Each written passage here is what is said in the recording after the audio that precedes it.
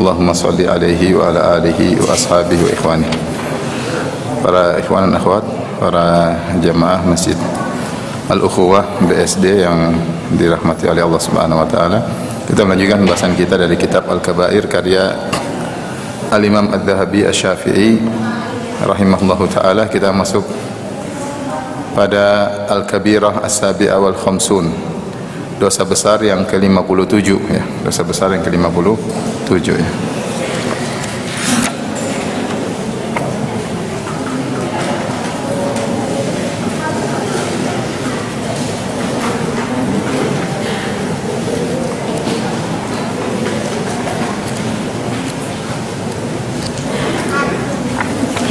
Baik, dosa besar ke-57 sabbu akabiris sahabah, yaitu mencaci maki atau mencela sahabat-sahabat yang senior, sahabat-sahabat yang mulia, maksudnya seperti Abu Bakar, Umar, Utsman, Ali radhiyallahu taala anhum ajma'in.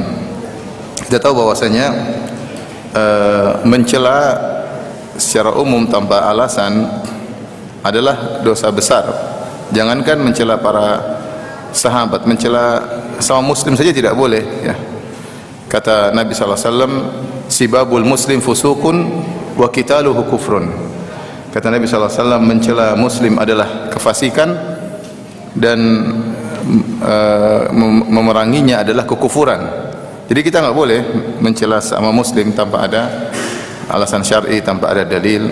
Nah, kalau sama muslim saja Rasulullah katakan mencela seorang muslim yang lain adalah kefasikan, apalagi mencaci maki muslim yang lain adalah kefasikan, apalagi yang dicaci adalah para sahabat. Para sahabat ya. Kalau mencela wali-wali Allah saja tidak boleh ya, apalagi para sahabat yang mereka adalah murid-murid langsung Nabi sallallahu alaihi wasallam, yang dengan jasa mereka maka syariat sampai kepada kita, karena tidak mungkin syariat sampai kepada kita baik Al-Qur'an maupun sunnah Nabi sallallahu alaihi wasallam kecuali melalui jalan para sahabat radhiyallahu taala anhum ajma'in. Kalau mencela para sahabat secara umum adalah dosa besar, apalagi mencela para senior-senior, para pembesar-pembesar sahabat. Akabir maksudnya para pembesar-pembesar sahabat. Oleh karenanya Al-Imam Adz-Dzahabi ketika membahas tentang ini, beliau membawakan pertama hadis umum, yaitu qala Nabi sallallahu alaihi wasallam, innallaha azza wa jalla qala, sungguhnya Allah Subhanahu wa taala berfirman dalam hadis qudsi, man adali waliyan faqad adzantuhu bil harbi, siapa yang memusuhi waliku maka aku telah mengumumkan perang kepadanya.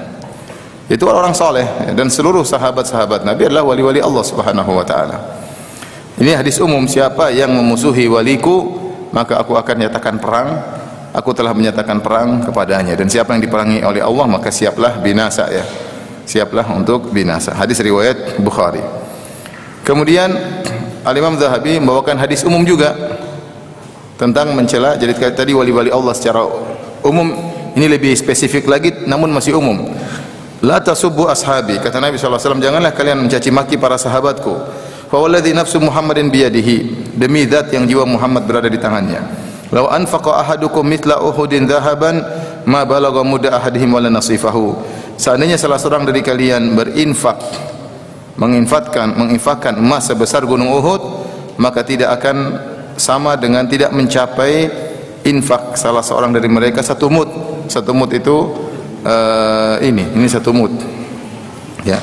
Wala nasifahu, dan juga tidak setengah mud. Artinya tidak satu mud ataupun setengah mud, karena ukuran dulu di kota Madinah mereka mengadakan jual beli dengan ukuran volume.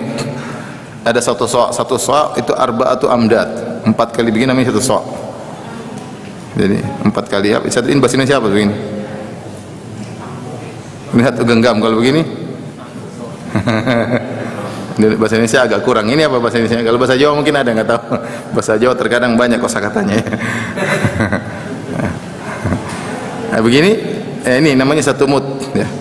Kata Nabi SAW, ini setengah mud. Ya.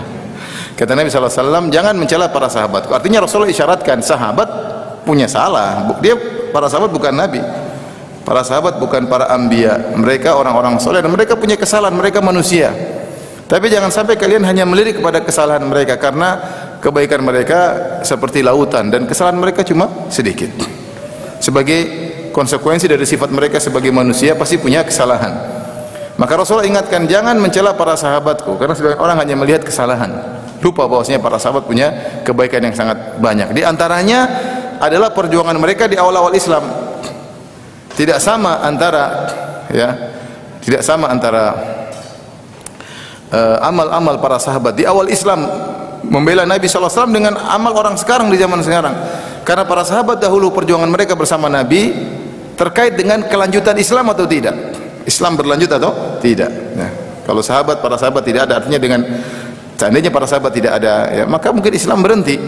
Tapi itu semua dengan tentunya karunia Allah dengan sebab para sahabat.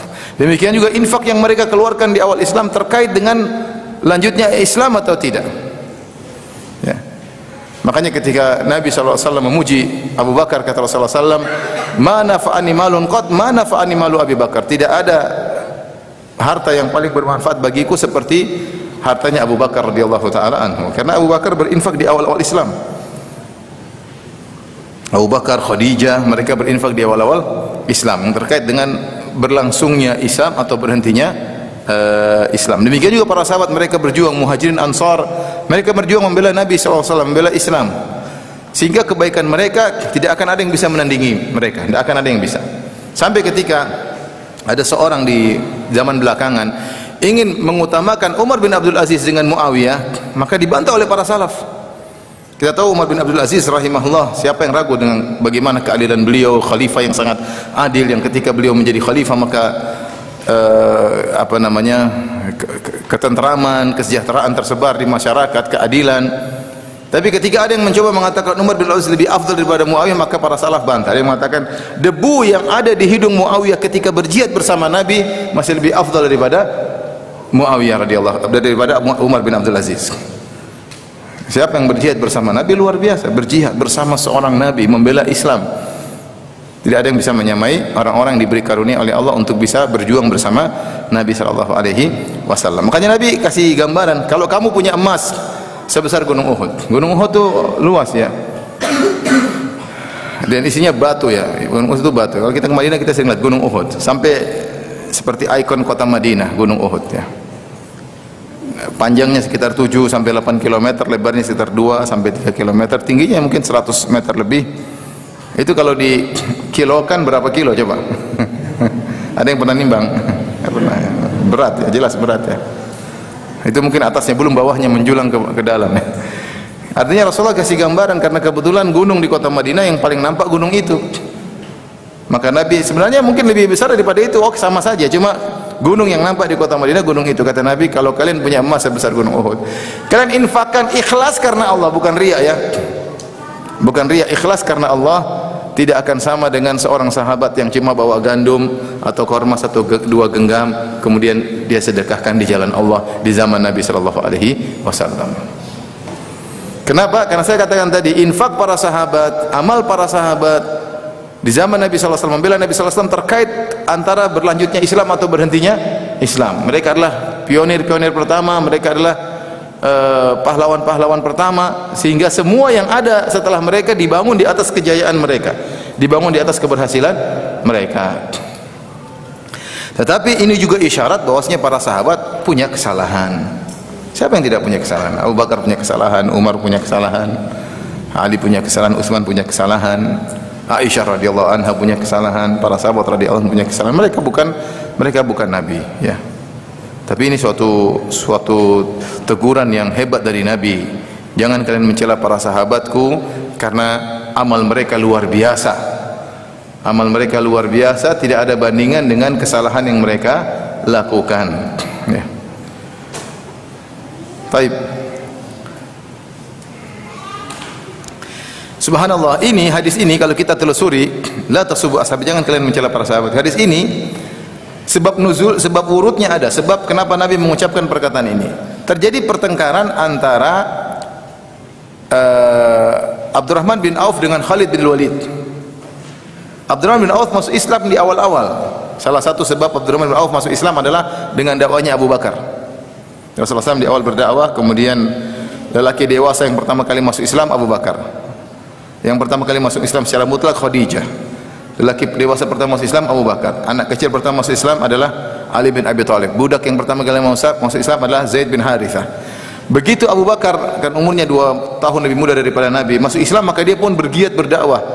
Di antara yang masuk Islam di tangan Abu Bakar, dari Utsman bin Affan, Zubair bin Awam, Abdurrahman bin Auf, ya. 5 orang, kalau tidak salah Sa'ad bin Abi Waqqas. 5 orang yang juga dijamin masuk surga, masuk Islam gara-gara Abu Bakar radhiyallahu anhu. Di antaranya Abdurrahman bin Auf radhiyallahu anhu. Abdurrahman bin Auf masuk Islam di awal-awal, kemudian beliau berhijrah pada setelah berapa tahun? Setelah 13 tahun. 13 tahun masuk Islam, kemudian beliau berhijrah bersama Nabi SAW ke kota Madinah, dan seluruh harta beliau tinggalkan. Dari orang paling kaya raya, termasuk kaya raya, paling kaya raya di kota Mekah, kemudian miskin mendadak. Oleh karenanya gaulnya Abdurrahman dahulu dengan orang top-top. Di antara teman dekatnya Abdurrahman bin Auf adalah Umayyah bin Khalaf. Umayyah bin Khalaf siapa? Majikannya Bilal yang menyiksa Bilal. Temannya itu, maka mereka kenal dekat karena sama-sama juragan kalau bahasa kita.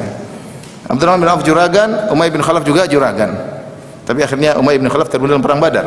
Kemudian Abdurrahman bin Auf radhiyallahu anhu berhijrah ke kota Madinah, meninggalkan seluruh hartanya, miskin mendadak, tidak punya apa-apa.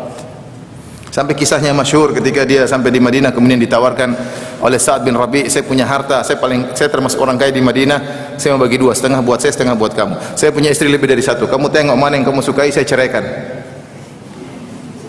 Di BSD belum ada kayak gitu. Yang paling cantik kamu suka saya ceraikan, kalau masa iddahnya selesai kamu boleh nikahi. Tapi Abdurrahman bin Auf mengatakan enggak, dia tidak mengambil kesempatan dalam kesempitan. Dia mengatakan, ya, barakallahu laka fi ahlika malik, semoga Allah berkahi engkau. Dulu dia ala sukmana pasar, saya mau pengen dagang. Benar dia dagang, akhirnya dia kaya lagi, ya, bahkan lebih kaya daripada sebelumnya. Nah, siapa Khalid bin Walid yang mencela Abdurrahman bin Auf? Khalid bin Walid, siapa yang tidak kenal? Saiful Islam, pedang Allah. Saifullah, pedang Allah. Yang bilang dia pedang Allah siapa? Rasulullah SAW. Kata Rasulullah SAW, fa akhadha rayah saifun min suyufillah. Maka bendera peperangan dipegang oleh pedang Allah, yaitu Khalid bin Walid. Kalau bertempur tidak pernah kalah. Bertempur tidak pernah kalah. Saking tidak pernah kalahnya sampai di zaman Umar melengsarkan dia. Kenapa? Karena kalau dia tidak dilengserkan dari kepemimpinan, semua orang kalau jihad ada Khalid, pasti menang. Sehingga Umar khawatir mereka bersandar kepada Khalid, bukan kepada siapa? Allah Subhanahu wa taala. Yang perang tidak pernah kalah siapa? Khalid bin Walid. Pedang Allah. Dan dia masuk Islam belakangan, baru masuk Islam tahun ke-8 Hijriah, menjelang tahun ke-7 atau tahun ke-8. Artinya Islam dia dengan Abdurrahman bin Auf jauh. Kira-kira perbedaannya 13 sama 7 sekitar 20 tahun bedanya. Beda keislaman, Abdurrahman bin Auf masuk Islam 20 tahun sebelum Khalid bin Walid. Tapi Khalid bin Walid siapa? Pedang Allah. Hebat, jagoan. Ketika dia mencela Abdurrahman bin Auf, Nabi tegur. Ini makanya Nabi ini teguran kepada Khalid bin Walid. Wahai Khalid, jangan kau cela Abdurrahman bin Auf. Mereka para sahabat spesialku yang berjuang bersamaku di awal Islam. La tasubbu ashabi. Padahal Khalid juga sahabat Nabi. Tapi Nabi mengatakan la tasubbu ashabi, wahai Khalid jangan kau cela sahabat-sahabat spesialku. Di antaranya yang di awal Islam, di antaranya siapa? Abdurrahman bin Auf. Kalau kau berinfak dengan sebesar gunung Uhud, tidak sama dengan infaknya Abdurrahman bin Auf cuma 2 genggam gandum, 2 genggam korma. Apalagi Abdurrahman bin Auf bukan 2 genggam, dia infak berkilo-kilo emas, dia infakkan. Seandainya dibandingkan infakmu wahai Khalid bin Walid sebesar gunung Uhud, tidak akan sama dengan infaknya Abdurrahman bin Auf, hanya sekedar 1 genggam atau 2 genggam korma atau gandum. Itu antara Khalid dengan Abdurrahman bin Auf saja tidak bisa dibandingkan, apalagi dengan orang-orang zaman sekarang, ya. Abdurrahman bin Auf dengan Abu Bakar sih tidak bisa dibandingkan. Jadi kita punya tahapan, kita punya level. Nabi SAW level paling tinggi, paham? Setelah itu level berikutnya siapa? Abu Bakar radhiyallahu taala anhu. Setelah itu khulafa yang tersisa, yaitu Umar, Utsman dan Ali. Kemudian para sahabat yang awal masuk Islam, di antara siapa? Abdurrahman bin Auf. Terus masih ada Muhajirin, masih ada Ansar, baru kemudian Khalid bin Walid, masih jauh. Jadi kalau di level-level kan Khalid jauh di bawah. Khalid bin Walid radhiyallahu anhu top, tapi dia masih di bawah dibandingkan dengan masih ada level.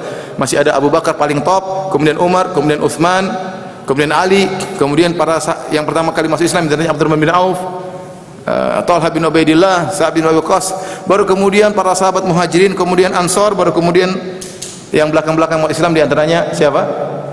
Khalid bin Walid. Itu saja antara Khalid dengan Abdurrahman bin Auf sudah tidak bisa dibandingkan. Apalagi antara Khalid dengan Abu Bakar. Makanya Umar pernah berkata, "La wuzina imanu Abi Bakar ma imanil ummah la rajiha imanu Abu Bakar." Kalau imannya Abu Bakar ditimbang dibandingkan dengan imannya umat kaum muslimin saat itu, masih lebih berat imannya Abu Bakar radhiyallahu taala anhu. Dan Abdurrahman bin Auf salah satu kebaikan dari sekian banyak jutaan kebaikannya Abu Bakar. Kenapa? Karena Abdurrahman bin Auf masuk Islam gara-gara siapa? Abu Bakar. Semua kebaikan Abdurrahman bin Auf ngalir kepada siapa? Abu Bakar radhiyallahu taala anhu. Jadi saya kasih gambaran ini. Kemudian saya ingin apa? Ingin sampaikan, mendatang orang belakangan yang enggak punya jasa sama Islam mau mencoba mencaci maki Abu Bakar radhiyallahu taala anhu. Orang Syiah ya, kerjaannya mencaci maki Abu Bakar dan Umar. Di antara doa mereka, Allahumma al'an sanamai Quraisy wa taghutaihima wa syaitanaihima, ya. Ya Allah, laknatlah dua berhala kaum Quraisy, maksudnya Abu Bakar dan Umar. Laknatlah dua tagut orang Quraisy. Saya pertama kali sampai di Madinah, saya masih belum S1, masih kelas bahasa. Guru saya udah tua banget. Dia menjelaskan tentang Syiah, tentang Rafidhah. Dia bilang, kalian tidak usah dengar dari saya. Kalian aja nanti kalau ada orang Syiah datang ke kuburan Nabi, kalian dekat-dekati mereka. Dengar apa doa yang mereka ucapkan. Mereka akan berdoa di depan Abu Bakar dan Umar, ya Allah, laknatlah mereka berdua. Laknatlah kedua orang ini, dua berhala orang Quraisy. Oleh karenanya Az-Zahabi mengkhususkan tentang para pembesar para sahabat, karena mencela Abu Bakar tidak sama dengan mencela Abdurrahman bin Auf, tidak sama dengan mencela Khalid bin Walid. Abu Bakar, Umar, Ali, Utsman punya kedudukan tersendiri. Tapi kita lanjutkan.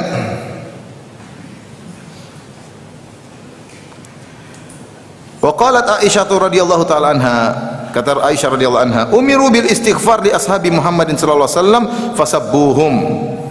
Kaum mukminin, orang-orang Islam disuruh untuk memohonkan ampunan kepada para sahabat Nabi, malah mereka mencaci maki. Yaitu dalam surat Al-Hasyr ketika Allah menyebutkan kaum Muhajirin, kaum Ansar. Kata Allah Subhanahu wa taala, lil fuqara'il muhajirin alladziina ukhriju min diyarihim wa amwalihim yabtaguna fadlan min Allahi wa ridwana wa yansuruna Allah wa rasulahu ulaika humus shadiqun walladziina tabawwa'u ad-dara wal iimana min qablihim yuhibbuna man hajara ilaihim wa la yajiduna fi sudurihim hajatan mimma utu wa yu'thiruna 'ala anfusihim walau kana bihim khasasah wa may yuqa shuhha nafsihi fa ulaika humul muflihun walladziina jaa'u min ba'dihim yaquluna rabbana ighfir lana wa li ikhwanina alladziina sabaquna bil iman wa la taj'al fi qulubina ghillan lil ladziina amanu rabbana innaka ra'ufur rahim. Dalam surat Al-Hasyr Allah sebutkan pertama Muhajirin. Kata Allah, dan orang-orang fuqara yang terusir dari kota Mekah, mereka meninggalkan negeri mereka, mereka meninggalkan harta mereka. Buat apa mereka ke kota Madinah? Ya betaguna fadlan minallahi wa ridwana. Mereka mencari karunia Allah, mereka mencari ridha Allah. Jadi Allah sedang merekomendasi, sedang memuji kaum Muhajirin, dan Allah merekomendasi perbuatan zahir mereka dan perbuatan batin mereka. Perbuatan zahirnya mereka meninggalkan harta dan tanah air, tanah kelahiran untuk berhijrah, tinggal di kehidupan yang sulit. Makanya begitu sulitnya sampai Rasulullah SAW bikin sufah. Sufah itu adalah pelataran di bagian belakang Masjid Nabawi yang untuk tempat tinggal orang-orang Muhajirin yang tidak punya rumah. Tinggallah mereka di situ, tidak punya makanan, sampai Rasulullah jatah mereka makanan setiap hari korma sekian-sekian. Ya, sampai di antara mereka yang kepanasan karena makan korma melulu perutnya, ya. Sampai baju mereka lusuh, kotor karena nggak punya baju. Padahal mereka sebelumnya orang-orang berada, dan mereka meninggalkan, kata Allah, mereka meninggalkan tanah air mereka, mereka meninggalkan harta mereka. Buat apa? Untuk berhijrah. Buat apa? Allah puji hati mereka. Yabtaguna fadlan minallahi wa ridwana. Mereka dalam rangka melakukan itu semua untuk mencari karunia Allah dan mencari keridhaan Allah. Jadi Allah sebutkan mereka ikhlas. Kata Allah, ulaika humus shadiqun, mereka adalah orang-orang yang tulus iman mereka. Mana tidak ada dalil yang pernah merekomendasi hati kita, batin kita, enggak ada. Tapi para kaum muhajirin, mereka direkomendasi oleh Allah, dipuji oleh Allah batin mereka, bukan cuma lahir mereka, batin mereka. Allah sebut mereka tulus, Allah sebut mereka ikhlas. Kalau kita enggak tahu ikhlas atau tidak, kita enggak tahu. Tidak ada yang pernah merekomendasi kita. Ya. Kemudian setelah itu Allah memuji para kaum Ansar. Kata Allah, walladzina tabawwa'u ad-dara wal iman, dan orang-orang yang sudah menempati kota Madinah dan beriman sebelumnya. Yuhibbuna man hajara ilai, mereka mencintai orang-orang yang berhijrah, kaum muhajirin. Dan mereka tidak merasa hasad dengan kelebihan yang Allah berikan kepada kaum muhajirin. Wa yu'thiruna 'ala anfusihim, bahkan mereka mendahulukan kaum muhajirin daripada kepentingan mereka sendiri. Ya. Kata Allah, "Wa may yuqashuha nafsi fa ulaika humul muflihun." Siapa yang terbebaskan dari penyakit pelit, maka mereka orang yang beruntung. Allah puji kaum Ansar, Allah katakan mereka orang-orang yang beruntung. Orang beruntung luar biasa. Setelah itu Allah sebutkan generasi setelahnya, setelah muhajirin, setelah Ansar, generasi setelahnya, itu kita ini diantaranya. Walladzina ja'u min ba'dihim, dan orang-orang yang datang setelah muhajirin, setelah kaum Ansar. Yaquluna, mereka berkata, Rabbana ighfir lana, ya Allah ampunilah kami. Wa li ikhwanina alladzina sabaquna bil iman, dan ampunilah saudara-saudara kami yang mendahului kami dalam keimanan. Itu ampunilah kaum muhajirin, ampunilah kaum apa? Ansar. Wala taj'al fi qulubina ghillan lil ladzina amanu, jangan kau jadikan dalam hati kami ada kedongkolan kebencian kepada mereka. Subhanallah, ini doanya orang beriman. Jadi kata Aisyah benar, umiru bil istighfar, kaum muslimin diperintahkan untuk mohon ampunan bagi para sahabat Muhammad sallallahu alaihi wasallam, fasabbuhum, justru mereka mencaci maki. Justru mereka, ini orang Syiah kerjaannya mencaci maki para sahabat. Mereka menganggap mencaci maki para sahabat adalah ibadah. Dulu ada dosen di Universitas Madinah, dia sering membantah orang-orang Wafil karena mereka berinteraksi di sana. Jadi orang-orang Syiah itu kerjaannya mencaci maki para sahabat. Bagi mereka mencaci maki para sahabat adalah ibadah. Bagi mereka mencaci maki para sahabat apa? Ibadah. Mereka terus mencaci maki para sahabat. Bahkan sekarang ini, dia bilang, dia lihat jam sekian lewat berapa menit, mereka sedang mencaci maki para sahabat. Karena kerjaan mereka mencaci maki para sahabat. Ibadah bagi mereka. Kalau kita memuji para sahabat, berpahala para sahabat, karena Allah puji mereka. Allah puji para sahabat dalam Al-Quran, dalam banyak ayat. Radiyallahu anhum wa radu an, laqad radiyallahu anil mu'minin was-sabiquna al-awwalun minal muhajirin wal ansar, innal ladzina, banyak sekali sahabat, pujian Allah kepada para sahabat. Kalau kita memuji para sahabat, mendoakan radhiyallahu anhum, bagi kita ibadah. Bagi mereka mencaci sahabat adalah apa? Ibadah. Dan saya sudah jelaskan kenapa mereka mencaci maki para sahabat, bagi mereka adalah ibadah. Karena ibadah agama orang Syiah bermacam-macam ya, di antaranya Syiah al-Imamiyah yang tersebar sekarang, Syiah Imamiyah yang meyakini 12 imam. Ada Syiah Zaidiyah yang ada di Yaman ya. Kemudian apa namanya? Yang ini yang paling tersebar adalah Syiah Imamiyah. Mereka meyakini bahwasanya agama mereka dibangun di atas 12 imam. Imam pertama adalah Ali bin Abi Thalib, imam kedua Al-Hasan, imam ketiga Al-Husain, imam keempat dan seterusnya sampai imam ke-12. Dan mereka mengatakan imam sebelum Ali tidak sah semuanya, dan semua imam tidak sah. Oleh kerana bagi mereka Abu Bakar, Umar dan Uthman, keimamahan mereka tidak sah. Sungguhnya Abu Bakar, Umar dan Uthman telah merampas keimamahan dari Ali bin Abi Thalib radhiyallahu taala anhu ya. Sehingga mereka harus mengkafirkan para sahabat. Kalau para sahabat tidak kafir dan para sahabat benar, maka agama 12 imam mereka buyar. Supaya agama 12 imam ini, maksudnya keyakinan tentang 12 imam ini sah, maka para sahabat harus apa? Kafir. Ini saya sudah sampaikan, tidak mungkin kita gabung sama mereka, kontradiktif. Agama kita dibangun bahwasanya Abu Bakar, Umar dan Uthman harus mulia. Agama mereka terbalik. Kalau Abu Bakar, Umar dan Uthman mulia, buyar agama mereka.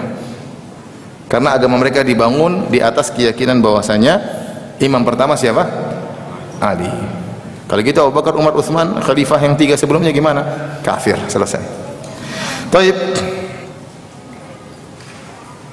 Yurwa anin Nabi sallallahu alaihi wasallam annahu qala, diriwayatkan dari Nabi sallallahu alaihi wasallam bahwasanya beliau bersabda, man sabba ashabi fa alaihi la'natullah. Siapa yang mencaci maki para sahabatku, maka baginya laknatullah. Allah melaknatnya. Allah melaknatnya.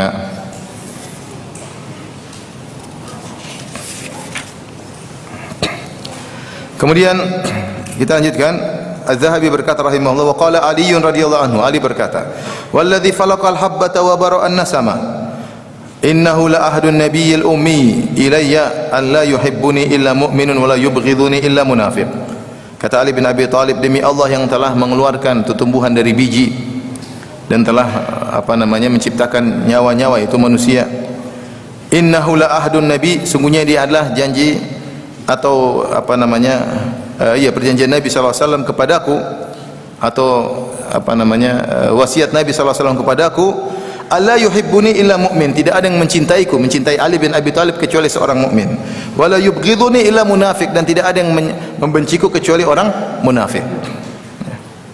Ini isyarat dari Az-Zahabi tentang hadis ini. Kenapa di sana ada orang yang mencintai Ali, tapi di sana juga ada orang yang membenci Ali, yaitu Nawasib, orang-orang Khawarij yang membenci Ali, bahkan mereka merasa berpahala ketika membunuh Ali bin Abi Thalib radhiyallahu ta'ala anhu, sebagaimana yang dilakukan Abdurrahman bin Muljim Al-Muradi. Kalau kita baca sejarah bagaimana Abdurrahman bin Muljim Al-Muradi, dia berkumpul dengan 3 orang Khawarij semuanya di malam Ramadan, ingin melakukan ibadah teragung di bulan Ramadan, yaitu membunuh 3 orang yang mereka targetkan. Di antaranya Ali bin Abi Thalib, di antaranya Muawiyah, di antaranya Amr bin As. Dibunuh 3 orang ini. Dan tugas saya membunuh Ali bin Abi Thalib di bulan Ramadan. Sama seperti sebagian orang-orang Khawarij zaman sekarang yang ingin membunuh kaum muslimin, ngebom di masjid mereka di bulan Ramadan. Mereka anggap itu jihad paling afdal. Ya. Abdullah bin Mujim Al-Murad, intinya dia pun pergi ke Kufah, kemudian sebelum salat subuh dia tikam Ali bin Abi Thalib. Mus kepalanya masuk ke otaknya, dan khanjarnya atau pisaunya sudah dikasih racun, entah sebulan atau lama. Pokoknya pasti matilah. Pasti mati. Maka setelah itu Ali bin Abi Thalib meninggal dunia radhiyallahu anhu, maka ditangkaplah orang ini. Mulailah dia dihukum dan dipotong kakinya, dan dia santai saja, dia berzikir terus. Dipotong tangannya, dia berzikir terus. Dan dia luar biasa, orang kalau melihat dia akan terpesona. Ini orang gimana dipotong kakinya berzikir, dipotong tangannya berzikir. Ketika mau dipotong lisannya baru dia menangis. Kenapa? Saya tidak ingin meninggal dalam kondisi tidak ingat Allah, subhanallah. Saya tidak ingin meninggal dalam kondisi tidak berzikir kepada Allah. Kalau orang lihat dia, ini wali. Wali syaitan padahal ini. Dia terpesona. Gimana? Bayang, kaki dipotong berzikir pada Allah, tangan dipotong berzikir kepada Allah, matanya dikasih ini berzikir, dimasukin besi berzikir kepada Allah. Tidak meronta, tidak merintih. Siapa yang lihat pasti terpesona. Tapi ternyata wali syaitan. Sebagaimana kita dapati sebagian orang zaman sekarang suka mengkafirkan kaum muslimin, membunuh kaum muslimin, ngebom kaum muslimin. Orang lihat terpesona, luar biasa ibadahnya, wajahnya pucat.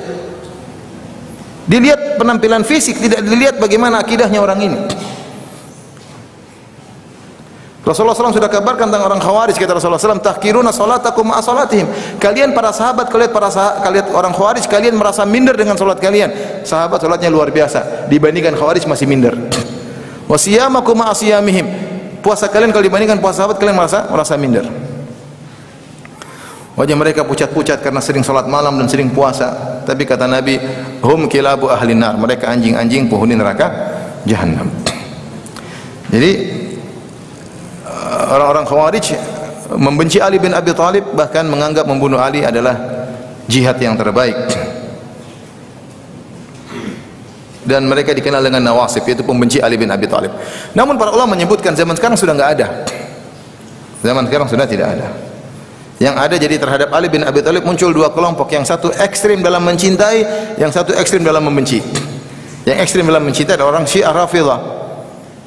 Yang ekstrim membenci adalah orang-orang Nawasib, orang-orang Nasibah atau Nawasib, yaitu orang Khawarij dan teman-temannya. Tetapi di zaman sekarang sudah sejak lama para pembenci Ali sudah tidak ada. Kita enggak dapati ada seorang muslim pun mencaci maki Ali, enggak ada. Zaman sekarang ya, sudah enggak ada. Tapi yang mencintai Ali berlebihan masih ada orang Syiah. Fa idza kana hadza qalahu Nabi sallallahu alaihi wasallam fi haqqi Ali, lihat komentarnya Az-Zahabi. Jadi kata Ali, la yubghiduni illa munafik, tidak ada yang benci kepadaku kecuali orang munafik. Demikian sabda Nabi, kata Ali bin Abi Thalib. Itu Ali mengatakan, hati-hati jangan benci saya, karena Nabi bilang siapa yang benciku ada orang apa? Orang munafik. Kata Az-Zahabi, kalau ini sabda Nabi kepada Ali radhiyallahu anhu, fasiddiqu bil aula wal ahra, maka Abu Bakar lebih utama dan lebih utama. Apalagi yang membenci siapa? Abu Bakar. Kalau membenci Ali bin Abi Thalib adalah munafik, apalagi membenci siapa? Abu Bakar As-Siddiq radhiyallahu anhu. Li'annahu afdalul khalqi ba'da Nabi sallallahu alaihi wasallam, karena beliau adalah orang paling terbaik setelah Nabi sallallahu alaihi wasallam. Wa madhhabu Umar wa Ali radhiyallahu anhuma anna man faddala 'ala As-Siddiq ahadan fa innahu yujladu haddal muftari. Dan pendapat Umar dan pendapat Ali, dua orang ini sahabat ini berpendapat, siapa yang mengatakan ada orang lebih mulia daripada Abu Bakar, maka dicambuk seperti hukuman orang pendusta. Dicambuk. Ini pendapat Umar dan Ali, mereka praktekkan, siapa yang mengatakan ada yang lebih afdal daripada Abu Bakar, dicambuk.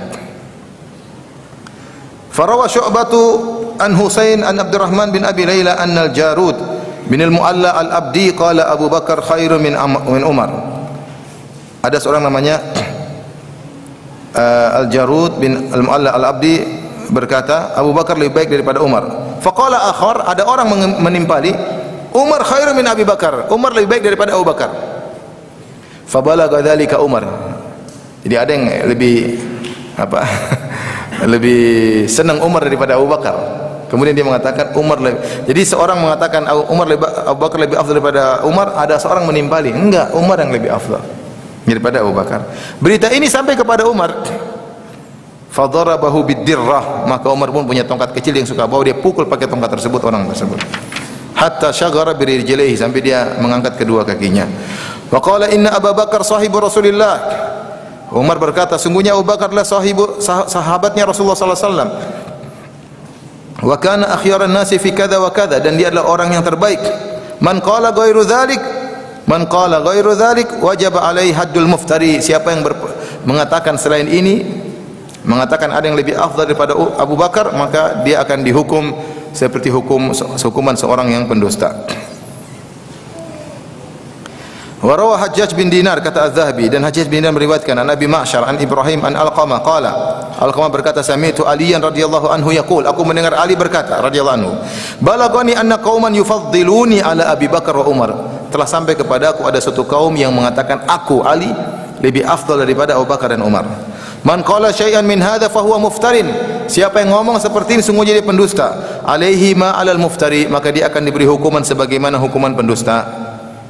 Wa Nabi Ubaidah bin al-Hakam anil Hakam bin Jahal anna Aliyan radhiyallahu ta'ala anhu, bahwasanya Ali radhiyallahu anhu berkata, la uta bi rajulin faddalani ala Abi Bakar wa Umar illa jallatuhu haddal muftari.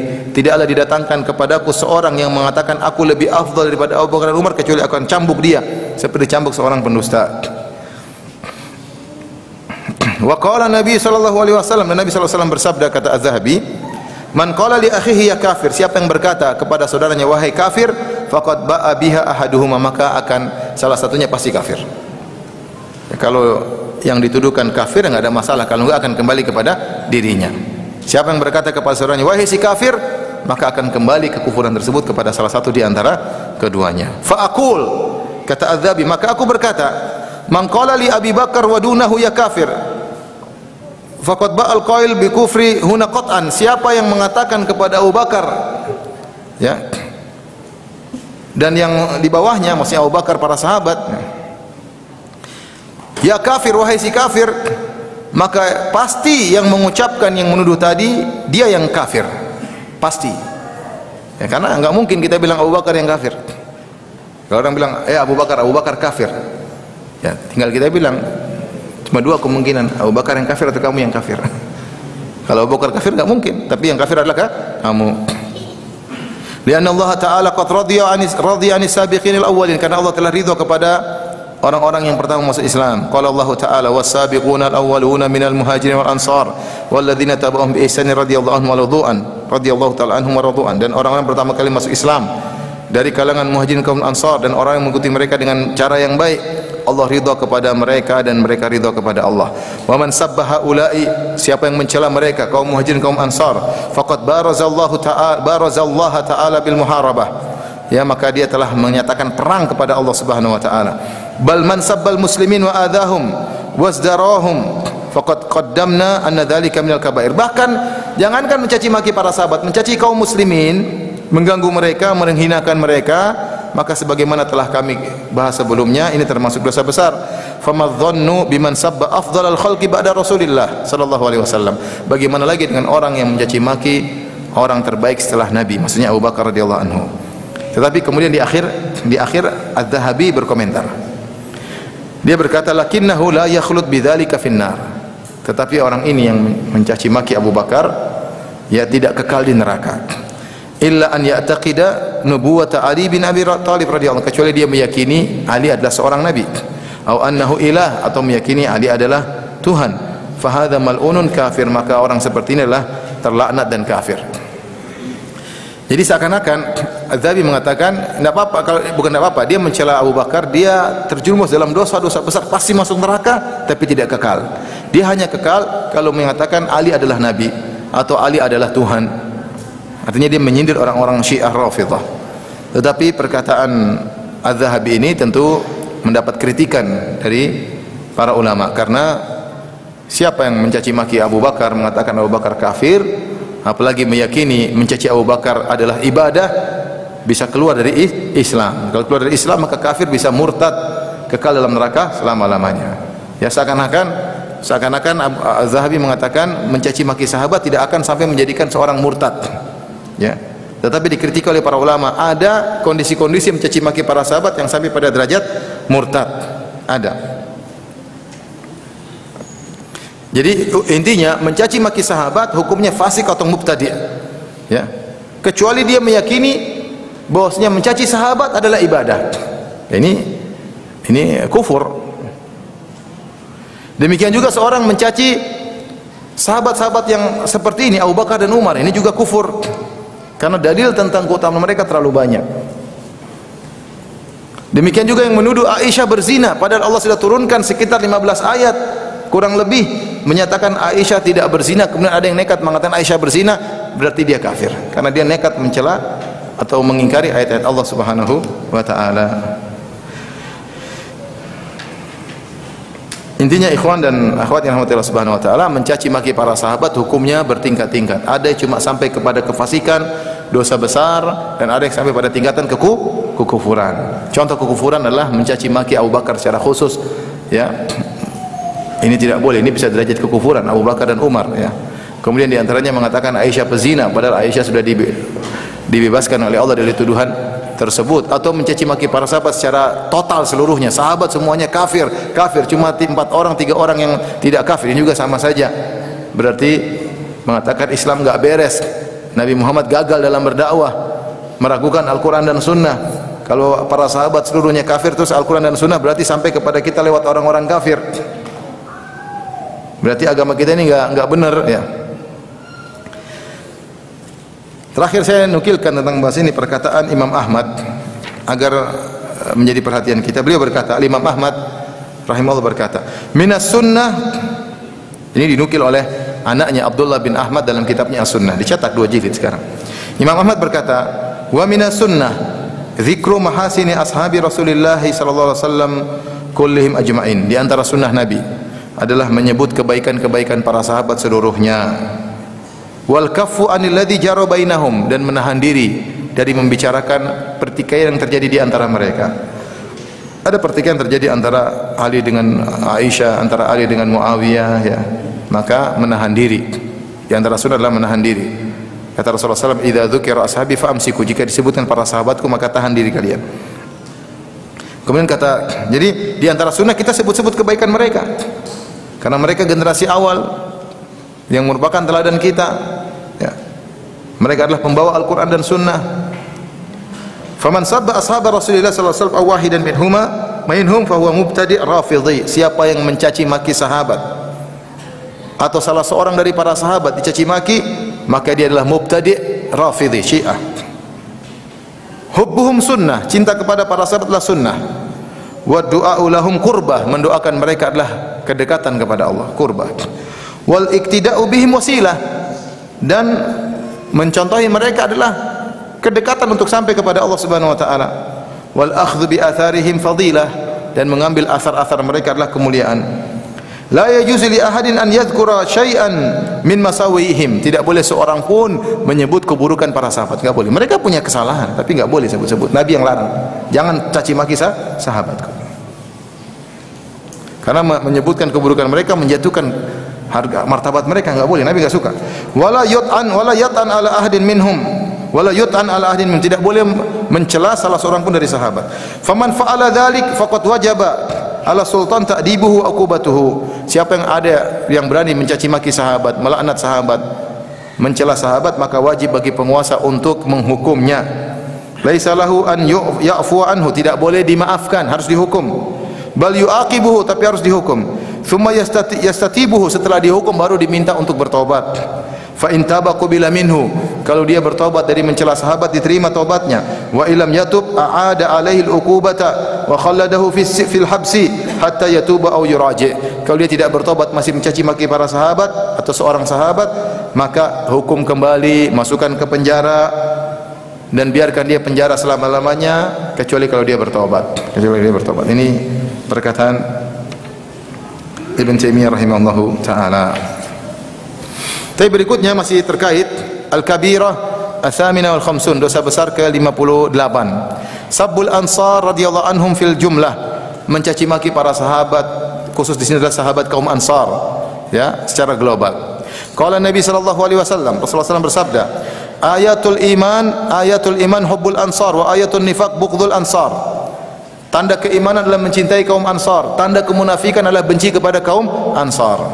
Kenapa kaum Ansar adalah orang-orang yang paling mulia, mereka yang telah membela Nabi sallallahu alaihi wasallam, ya.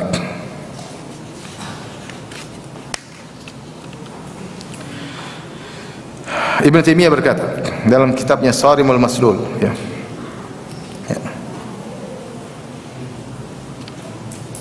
Maka orang yang mencela kaum Ansar, ya,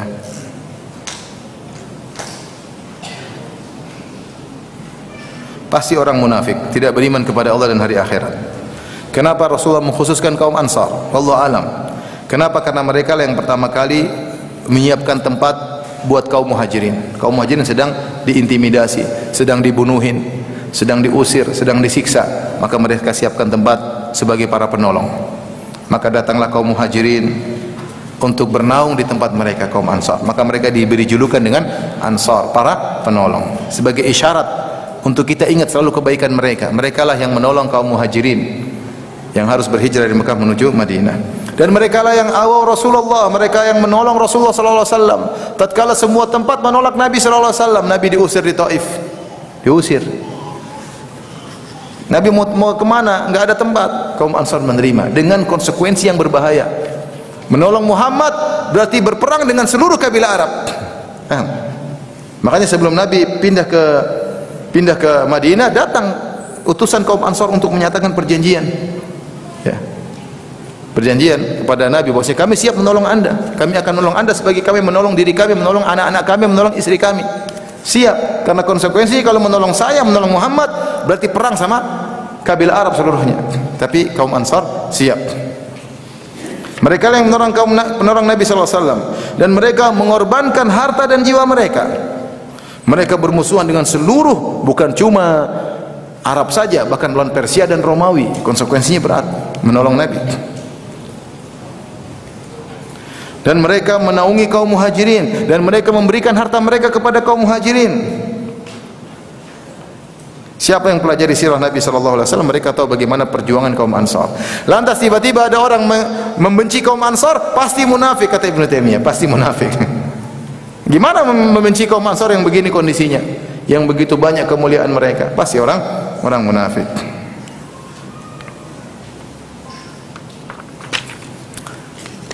Baik, kita lanjutkan al-kabirah tasi' wal khamsun. Dosa besar yang ke-59. Sudah mau habis ya, kalau nggak salah cuma ada berapa saya lihat. Dosa besar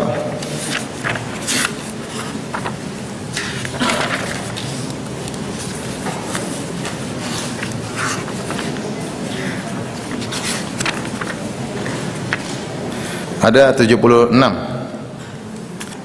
76 dosa besar. Sekarang sudah ke berapa? 59. Masih ada, ya tinggal sedikit ya. Udah berapa tahun kita ngaji nih? Dari sebelum pandemi ya? Masalahnya sebulan sekali. Belum liburnya. Baik, al-kabirah tasi'ah wal khamsun, dosa besar ke-59. Man da'a ila dhalalatin aw sanna sunnatan sayyi'ah. Di antara dosa besar adalah orang menyuruh kepada kesesatan atau mencontohkan contoh yang buruk. Mencontohkan contoh yang buruk.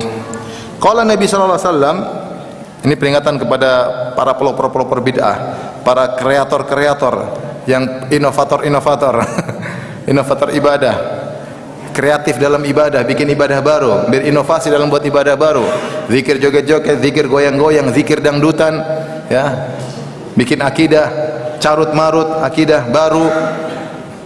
Ingat hadis ini ya. Kenapa termasuk dosa besar? Karena dosanya adalah dosa jariyah. Dosa apa? Jariyah. Mengerikan. Dosanya jariyah dan dosanya multi level marketing. Repot. Repot. Qala Nabi sallallahu alaihi wasallam, man da'a ila dhalalah kana alaihi minal itsm. Siapa yang menyuruh kepada kesesatan maka dia dapat dosa mithlu athami man tabi'ahu, seperti dosa orang-orang yang mengikutinya. La yanqusu dzalika min athamihim syai'an, dan ini tidak akan mengurangi dosa-dosa mereka. Kalau dia bikin bid'ah yang ikut 1000 orang, semua 1000 dosa itu di-offer kepada dia, dan di-offer itu bukan berarti hilang, mereka juga dapat yang sama. Tanpa mengurangi dosa 1000 orang tersebut, tapi dosa 1000 orang dia dapat juga dosa yang sama seperti mereka. Ini mengerikan. Belum lagi 1000 orang ini ngajar lagi yang lain. Ngajar berikutnya sampai anak cucu. Sampai 7 turunan, sampai 100 turunan, enggak berhenti-berhenti ya, dosanya enggak berhenti-berhenti. Dosa jariyah. Demikian juga man sanna sunnatan sayyi'atan, siapa yang mengadakan jalan-jalan yang buruk, ngajarin orang misalnya main musik, ngajarin orang gimana cara joget yang benar, dangdutan yang benar ya. Bikin acara maksiat tahunan diikuti oleh orang sampai bertahun-tahun. Sama ini sunnah sayyi'ah. Contoh-contoh yang buruk diikuti oleh orang, maka akan terus menjadi dosa jariyah. Wa qala sallallahu alaihi wasallam bersabda, man sanna sunnatan sayyi'ah, barang siapa yang beri contoh yang buruk, kana alaihi wizruha, bagi dia dosanya, wa wizru man amila biha, dan dosa orang yang mengamalkannya, min ba'di, setelah meninggalnya, min ghairi an yanqusa min auzarihim syai'a, tanpa mengurangi dosa mereka sama sekali. Hadis riwayat Muslim keduanya. Wa qala Nabi sallallahu alaihi wasallam, kata Az-Zahabi, dan Nabi bersabda, kullu bid'atin dhalalah, seluruh bid'ah adalah apa? Sesat. Wa fi ba'dil alfaz, kata Az-Zahabi dalam sebagian riwayat, wa kullu dhalalatin finnar, dan setiap kesesatan adalah di neraka. Ada yang mengatakan tidak semua, kullu artinya semuanya. Kullu bid'atin dhalalah, padahal Nabi mengatakan semua bid'ah sesat. Kata mereka tidak semua. Tapi hadis berikutnya, semua kesesatan di neraka. Oh, tidak semua kesesatan di neraka. Seakan-akan ada kesesatan di surga. Faham maksudnya? Ini hadis kullu bid'atin dhalalah. Setiap bid'ah adalah apa? Sesat. Kalau mereka bilang tidak semua bid'ah sesat, bagaimana dengan hadis yang lain? Kullu dhalalatin finnar. Setiap kesesatan di neraka. Adakah yang berani mengatakan tidak semua kesesatan di neraka? Ada enggak? Atau ada kesesatan di surga? Secara zahir hadis semua bid'ah adalah kesesatan ya. Dan ini pendapat seluruh sahabat ya, seluruh sahabat. Kecuali bid'ah, maksudnya bid'ah secara bahasa seperti perkataan Umar, nikmatil bid'atu hadhihi, ketika Umar mengomentari orang salat tarawih setiap malam ya. Ini Umar mengatakan sebaik-baik bid'ah adalah ini. Kenapa? Karena salat tarawih di zaman Nabi SAW tidak dikerjakan setiap malam karena Nabi takut diwajibkan. Tapi Nabi salat tarawih 3 malam. bersama para sahabat. Rasulullah SAW berhenti karena takut diwajibkan. Ketika Nabi sudah meninggal dunia, maka tidak mungkin lagi diwajibkan, sehingga akhirnya para sahabat memahami bahwasanya dilakukan setiap malam, ya. Dan itu disyariatkan. Cuma secara bahasa ini baru terjadi setelah Nabi SAW. Seperti Quran di zaman Nabi belum dibukukan semuanya. Kenapa? Karena tidak mungkin dibukukan di zaman Nabi. Kok tidak mungkin ya Ustaz? Ya karena Al-Quran masih belum selesai, pertama. Yang kedua, bisa jadi ada ayat masuk di tengah-tengah surat. Kedua, ketiga ada nasikh dan mansuh. Bisa jadi sudah ada kemudian dimansuhkan, sehingga tidak bisa dikumpulkan kecuali setelah Nabi wafat. Nah, sama seperti itu. Ini adalah bid'ah secara bahasa. Bid'ah secara bahasa. Bid'ah secara ritual, secara syar'i semuanya sesat. Oleh karena contoh-contoh yang dikatakan bid'ah hasanah oleh para ulama seperti Al-Iz bin Abdissalam dalam kitabnya Qawaidul Ahkam fi Masalihil Anam, dia sebutkan bid'ah-bid'ah yang disebut bid'ah hasanah seperti apa? Seperti bikin jembatan, bikin pondok. Ini semua berkaitan dengan sarana. Bikin jembatan, zaman Nabi enggak ada jembatan. Bikin pondok, zaman Nabi enggak ada pondok, memang benar. Tapi ini kan sarana untuk belajar. Quran dibukukan, zaman Nabi juga tidak ada. Di antaranya ilmu nahwu dan sharaf, zaman Nabi juga enggak ada ilmu nahwu dan sharaf karena semua orang tahu bahasa Arab, tidak kayak kita bahlul enggak tahu bahasa Arab. Kemudian tidak ada ilmu jarh wa ta'dil. Ilmu jarh wa ta'dil, ilmu tentang kredibilitas rawi, zaman Nabi enggak perlu karena sahabat dengar langsung dari Nabi. Zaman sekarang yang jarak antara kita dengan Nabi ratusan tahun, butuh ilmu untuk mengenali para perawi ini benar atau tidak. Ini semua adalah sarana. Sama zaman sekarang, mikrofon, internet, ini semua sarana. Naik haji dengan pesawat, nanti datang orang bahlul, kalau begitu naik haji pakai pesawat bid'ah dong. Nah, ini enggak ngerti berarti. Enggak ngerti. Taib, ini bahaya, ya. Hati-hati seorang membuat bid'ah dalam, terutama juga dalam akidah. Demikian juga dalam bid'ah dalam amaliyah, ya. Bikin model-model dakwah model baru, ya. Ya. Diikuti oleh banyak orang, mengerikan, akhirnya menjadi suatu tradisi dan terus menerus. Itu artinya menjadi dosa jariyah, ya.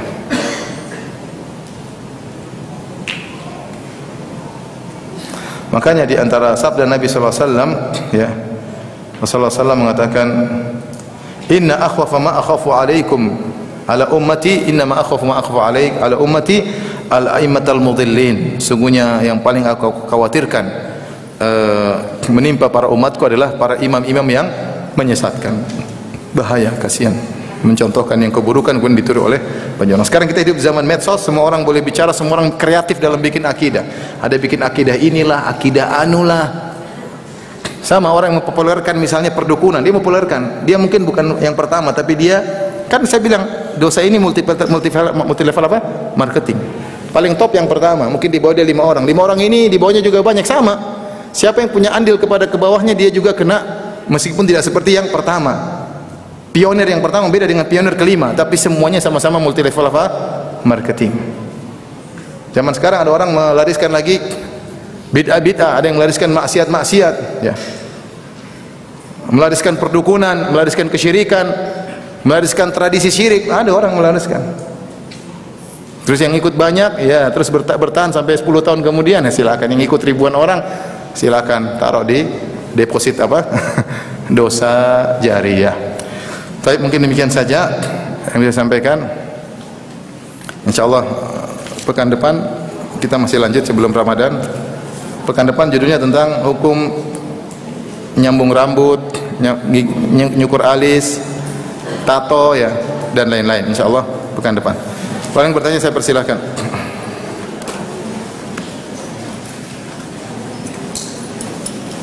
Ustaz, saya dulu mengikuti aliran Islam Jamaah yang bertopeng LDII. Setelah anak keluar, ibu anak sudah tidak menganggap anak sebagai anak lagi, dan darah anak halal menurut keluarga besar anak. Apakah ibu anak dan keluarga anak termasuk khawarij, dan tugas anak sebagai anak bagaimana? Khawarij, di antara kesalahan dosa khawarij yang paling besar adalah mudah mengkafirkan kaum muslimin. Mudah mengkafirkan kaum muslimin, ya. Dan orang-orang ini Islam Jamaah terjerumus dalam pemahaman khawarij yang mudah mengkafirkan kaum muslimin, dan mengkafirkan kaum muslimin dengan sembarangan dosa besar. Makanya disebutkan dalam kitab Al-Kabair. Karena Nabi berkata, "Man qala li akhihi ya akhi ya kafir faqad ba'a biha ahaduhuma." Siapa yang berkata kepada saudaranya, "Wahai si kafir," akan kembali kepada salah satunya. Mengerikan. Ini kerjaannya orang Islam jamaah ini. Mengkafir-kafirkan orang di luar apa namanya? Jamaahnya. Ya. Mungkin mereka dulu bilang, "Oh enggak, bohong." Sekarang sudah banyak sekali mereka yang Islam jamaah murtad, banyak sekali. Di YouTube banyak sekali. Murtad semua pada keluar. Sudah tidak mungkin ditutup-tutupi. Kalau zaman dulu mereka sering bohong. Saya pernah diskusi sama mereka, "Oh, kami enggak begitu. Itu bohong, itu cuma fitnah." Sekarang mereka bongkar semuanya. Pada yang sudah keluar dari Islam jamaah pada bongkar semuanya. Ini salah satunya pertanyaan ini. Keluar dari Islam jamaah kemudian tidak dianggap sebagai anak, kemudian dikafirkan oleh keluarga besar, sabar aja, berdoa dan tetap bersabar mendakwahi ibu ya. Sabar, ini bentuk berbakti kepada orang tua yang paling besar, menyadarkan ibu, sabar. Antum harus belajar dengan baik kemudian disuruh sama orang tua. Disuruh sama orang tua dan jangan lupa doakan supaya dia sadar.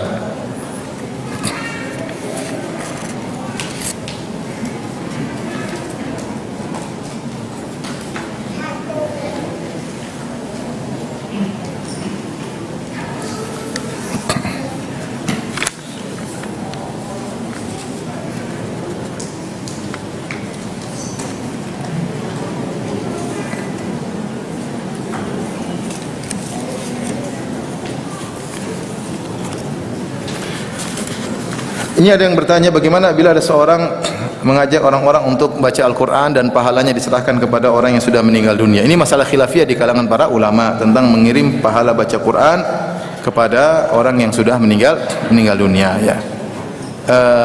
Sebagian ulama mengatakan sampai, sebagian mengatakan tidak sampai. Di antara yang mengatakan sampai adalah Imam Ahmad, di antara yang mengatakan tidak sampai Imam Syafi'i. Tetapi di prakteknya sekarang terbalik. Di Saudi yang mereka bermadzhab Imam Ahmad rata-rata mengatakan tidak sampai. Menurut mereka yang lebih rajih pendapat Imam Syafi'i. Adapun di Indonesia yang bermadzhab Syafi'i mengatakan sampai. Ini masalah khilafiyah, enggak usah kita ya silakan aja. Yang penting ikhlas. Yang penting ada peringatan sebagian ulama seperti Ibnu Abilis Al-Hanafi, dia menyebutkan intinya kalau kita katakan sampai, kita harus mencari orang yang tulus untuk membacakannya. Adapun orang tidak mau baca kecuali dikasih duit, kalau orang tidak ikhlas tidak ada pahalanya. Kalau tidak ada pahalanya, apa yang mau ditransfer? Apa yang mau dikirim maksud saya? Ya artinya kalau memang kita berpendapat bahwasanya baca Quran paling sampai, ya kita, keluarga kita yang tulus, anak-anak, tidak perlu kita sewa-sewa orang. Kemudian tawar-tawaran, ini Bu, berapa kali khatam, berapa puluh juta, sampai tawar-tawaran. Iya atau tidak? Tawar-tawaran. Belum bacanya dulu yang penting selesai. Tidak usah lah. Apalagi kalau kita berpendapat dengan pendapat Imam Syafi'i bahwasanya tidak sampai. Ustaz, mana lebih dahulu menafkahi istri dulu atau orang tua? Karena ana dengan suami selalu berdebat soal ini. Kebutuhan orang tua lebih besar sedangkan kebutuhan rumah tangga pas-pasan. Ya semampunya ya.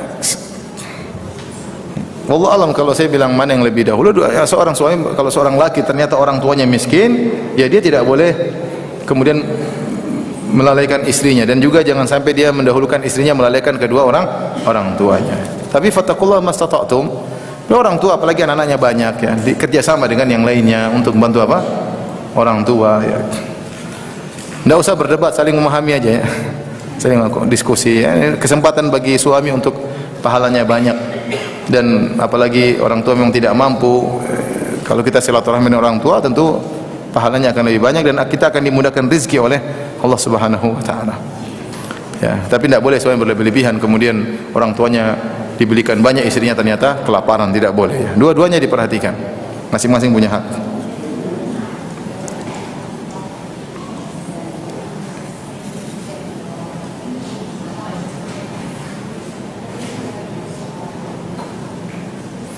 Ustaz, mohon nasihatnya agar tidak lagi meninggalkan baca Quran karena terkalahkan dengan HP.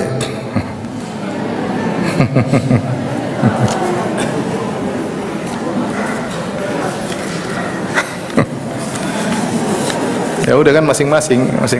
Ini bulan Ramadan masih lihat HP terus ya. Ya. Kita bulan Ramadan ya harus baca Quran, bukan bulan Ramadan saja ya. Setiap hari kita harus baca Al-Quran ya. Tapi ini kesempatan bagi kita untuk benar-benar fokus baca Al-Quran di bulan Ramadan. Saatnya kita belajar untuk meninggalkan HP. Kita belajar untuk tidak sibuk dengan berita-berita HP ya. Belajar. Ya sesekali kita ingin tahu kondisi dunia, benar kita harus tahu kondisi, tapi tidak boleh berlebih-lebihan ya. Tidak boleh berlebih-lebihan. Dan kita harus punya skala prioritas. Ya, jangan sampai kita banyak baca informasi tentang keduniaan sementara informasi akhirat kita minim. Ya. Kemudian nanti kalau dibuka catatan amal oleh Allah Subhanahu wa taala, isinya semua berita dunia ya. Berita dunia. Umur habis gara-gara kila wa qal, katanya dan katanya. Yang berita tersebut tidak menambah iman kita, hanya menghabiskan space dari database kita ya. Hard disk kita habis diisi dengan perkara-perkara dunia, tidak bermanfaat. Maka seorang bertakwa kepada Allah Subhanahu wa taala, sayang umurnya. Ya ikhwan, subhanallah, umur kita begitu cepat berlalu. Saya tidak terasa sudah 40. Saya 40 43, saya lupa ya. Saya lahir 79, sekarang tahun 2022 ya. Masih 42, masih muda ya. Dibandingkan umur 70.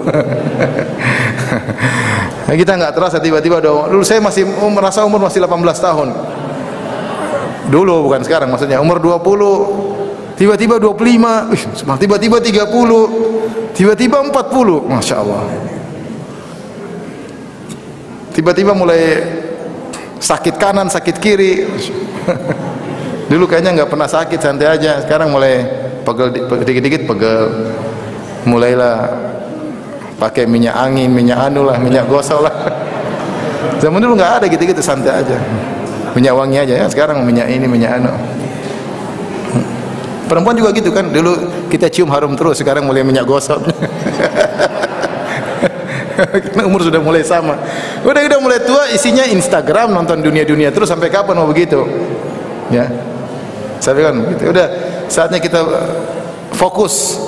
Kalau usia sudah 40 itu tinggal jatuh sekarang. Kita udah naik tangga di puncak tangga sekarang nih.